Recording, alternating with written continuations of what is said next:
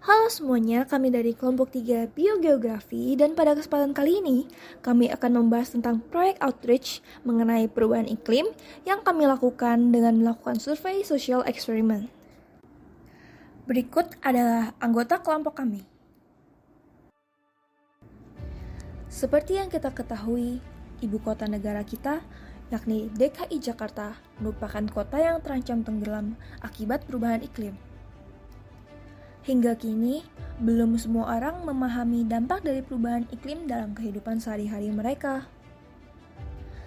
Misalnya seperti penggunaan listrik, makanan yang kita konsumsi, hingga cara kita berpergian, semuanya memiliki peran tersendiri terhadap perubahan iklim yang kita alami saat ini. Akibatnya, iklim di dunia lama-kelamaan menjadi tidak menentu. Sebagai manusia, kita bertanggung jawab atas hal ini. Minimal, marilah kita melakukan tindakan-tindakan yang meminimalisasi atau menghambat faktor-faktor penyebab perubahan iklim melalui aksi bersama. Tentunya, hal ini bertujuan agar alam memiliki waktu untuk memulihkan dirinya dan tidak diperparah oleh tindakan manusia. Dan iya, hal ini harus kita lakukan secara bersama-sama. Maka dari itu, dibutuhkan adanya sosialisasi, edukasi, dan pemahaman agar hal tersebut dapat diwujudkan. Oleh karena itu, sebagai tindakan kecil, kami melakukan survei sekaligus edukasi sederhana di salah satu tempat yang ramai dikunjungi oleh orang-orang dari berbagai latar belakang di Jakarta. Lokasinya bertepatan di GBK atau Gelora Bung Karno. Survei dan edukasi sederhana tersebut kami lakukan melalui wawancara dengan beberapa narasumber acak yang kami temui. Dengan adanya survei wawancara dan sosial eksperimen yang kami lakukan, kami bertujuan untuk meningkatkan tingkat kesadaran dan pemahaman masyarakat. Sekaligus meningkatkan kesadaran dan pemahaman masyarakat mengenai perubahan iklim. Nah, kalau begitu, mari ikuti petualangan kami.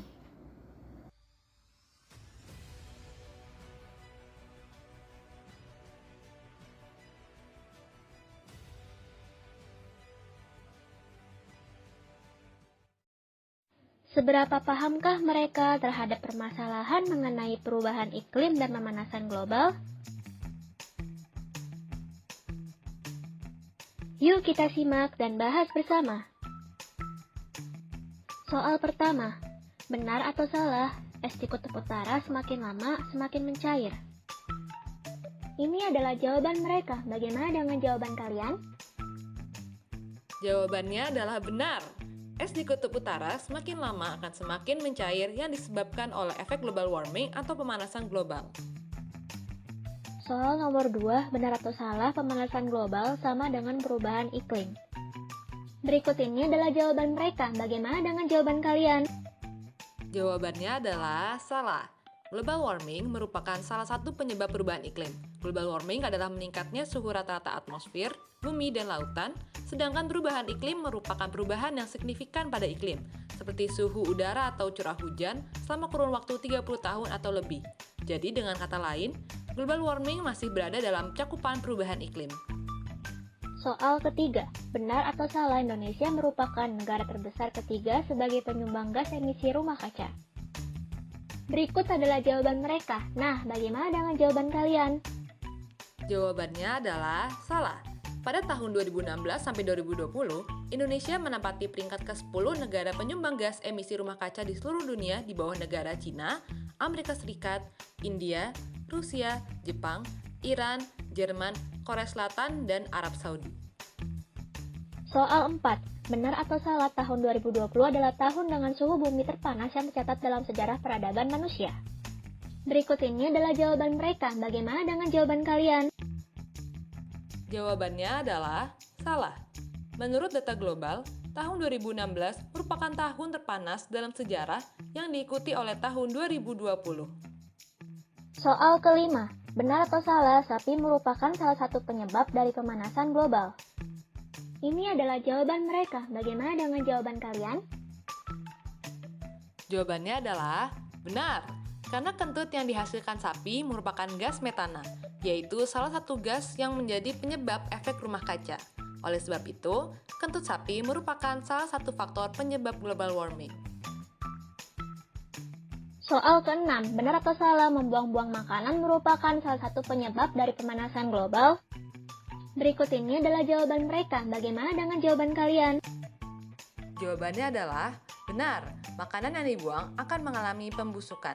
Nah, proses pembusukan ini membentuk gas metana yang merupakan salah satu gas rumah kaca penyebab global warming. Soal ke-7, benar atau salah pandemi COVID-19 yang kita hadapi adalah dampak dari perubahan iklim dan pemanasan global? Ini adalah jawaban mereka. Bagaimana dengan jawaban kalian? Jawabannya adalah benar. Salah satu penyebab terjadinya penyebaran patogen secara luas dan zoonosis adalah kerusakan ekosistem dan pemanasan global yang berakibat pada perubahan iklim. Iklim yang berubah menyebabkan munculnya interaksi-interaksi baru antar spesies yang seharusnya tidak terjadi sehingga meningkatkan potensi penyebaran patogen. Benar atau salah, struktur permukaan bumi dan persebaran makhluk hidup di dalamnya lama-kelamaan akan berubah akibat adanya perubahan iklim dan pemanasan global? Berikut ini adalah jawaban mereka. Bagaimana dengan jawaban kalian? Jawabannya adalah benar. Global warming menyebabkan es dan glaser di kutub mencair yang berakibat pada meningginya permukaan air laut. Jika hal ini terus-menerus terjadi, maka daratan di pesisir akan tenggelam dan hewan akan bermigrasi ke wilayah dengan suhu yang lebih rendah atau cuaca yang lebih stabil. Sehingga, perubahan iklim merupakan salah satu pemicu adanya perubahan biogeografi. Benar atau salah, permasalahan perubahan iklim dan pemanasan global dapat diatasi 100% jika ditangani dengan tepat?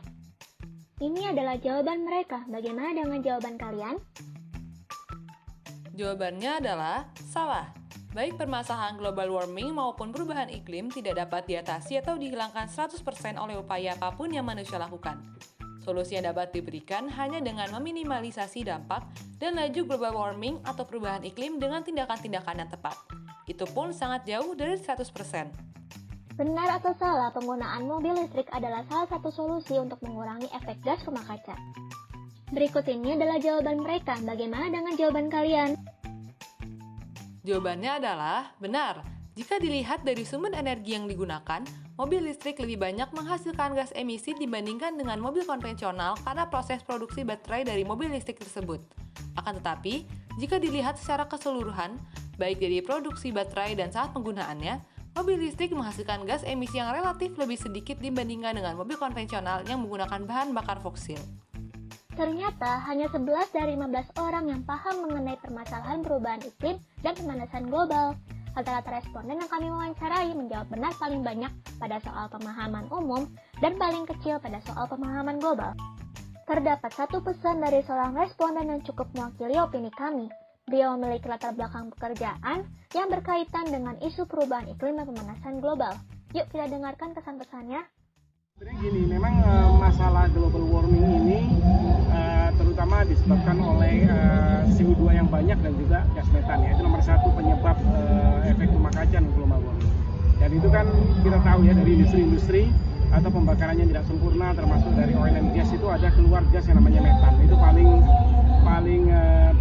hancur-hancuran ya penyebabnya dulu. CO2 juga kayak gitu. Tapi sekarang upaya-upaya terutama negara-negara maju di Eropa itu ada namanya Paris Agreement. Nah, di Paris Agreement itu dia akan push atau menjelaskan bahwa CO2 dan metan ini harus dikelola. Entah itu diinjekkan lagi ke bumi atau dikelola. Kalau dia tidak dikelola maka dia kena carbon credit. Nah, carbon credit ini nanti uangnya itu akan diberikan kepada satu negara yang dia mempertahankan hutannya. Nah, Indonesia segala macam. Jadi mereka kayak subsidi silang. Tapi perusahaan-perusahaan minyak, perusahaan-perusahaan gas dia harus sedemikian rupa sehingga CO2 nggak boleh kita kan misalnya di Indonesia ini ya di daerah di atas Sumatera itu kalau kita produksi satu gas itu 30% isinya CO2. Itu kan dibakar di flare. Nah, di atas itu penyebabnya paling banyak. Nah, itu harus diambil, ditangkap, ditaruh di dalam bumi lagi. Itu penyebab utamanya. Metan juga kayak gitu, direaksikan dengan sesuatu dijadikan produk yang lain. Saya sih masih berkeyakinan ya kalau semua negara sepakat dan harus di-tackle dengan benar, maka yang isu global warming ini akan teratasi. Tapi efek sebelumnya ya enggak dong. Ya lanjut. Dan satu lagi pembalakan hutan penebangan hutan dan lain sebagainya harus dikurangin. Makanya mungkin harus dipikirkan juga pembukaan lahan-lahan baru untuk perumahan atau untuk apapun lah ya, itu harus sebisa mungkin diminimais. Justru kita harus galakkan menanam sesuatu bahkan di rumah kita, entah dengan tambu lampot atau dengan apa yang sedikit untuk menangkap CO2 tersebut. Satu lagi kan negara kita kan negara gunung berapi, itu sekali batuk itu CO2-nya banyak banget. Iya betul. Tapi kan Tuhan sudah membuat siklus yang benar. Tapi kalau tangan manusia banyak melakukan kesalahan, ya makin akan sulit. Itu aja sih. Saya yakin 100% bahwa global warming itu akan bisa diatasi dengan usaha bersama, kolaborasi antara semuanya, negara yang penghasil minyak gas, pengguna transportasi yang banyak dengan negara-negara yang dia mempertahankan hutannya. Dan saya pikir Indonesia menjadi sesuatu yang sangat penting karena Indonesia itu sebenarnya banyak sekali bisa bermain di dunia internasional. Ya, cukup ya. Baik, terima kasih para penonton atas statement akhir dari video kami. Wah, sangat menarik bukan? Ternyata hasil survei sederhana kami menunjukkan sebagian besar narasumber telah memahami permasalahan perubahan iklim dan pemanasan global. Hal ini menandakan besarnya harapan dan potensi aksi bersama untuk memperbaiki keadaan. Tentunya, aksi bersama dimulai dulu dari diri kita masing-masing. Oleh karena itu, marilah kita cermati kebiasaan lama serta lebih bijak dalam beraktivitas atau mengambil keputusan. Usahakan apa yang kita lakukan setidaknya mengurangi dampak perubahan iklim dan bukan memperparahnya. Selain itu, berbagilah pengetahuan seputar perubahan iklim yang kita ketahui kepada orang-orang terdekat. Salah satunya bisa dengan video ini. Yuk, sebarkan hal baik untuk masa depan bumi dan diri kita sendiri. Proyek kami memiliki kesimpulan sebagai berikut. Dari hasil wawancara, dapat diketahui bahwa rata-rata responden sudah memahami pemahaman umum mengenai isu perubahan iklim dan pemanasan global. Namun, rata-rata responden masih kurang memahami di bagian soal mengenai pemahaman global. Dari total 15 responden, 11 responden menjawab lebih dari 5 soal benar. Jadi dapat disimpulkan bahwa tingkat pemahaman dan kesadaran masyarakat secara umum mengenai isu perubahan iklim dan pemanasan global sudah ada. Akan tetapi, rata-rata masyarakat masih kurang memahami pengetahuan secara spesifik tentang isu tersebut. Berikut adalah foto bersama para responden yang kami dokumentasikan selama pembuatan proyek ini.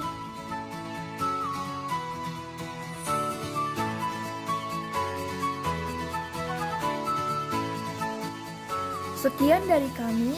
Terima kasih untuk teman-teman semua yang sudah menonton. Semoga apa yang kami bawakan dapat menambah wawasan baru bagi teman-teman. Sampai bertemu kembali di kesempatan berikutnya.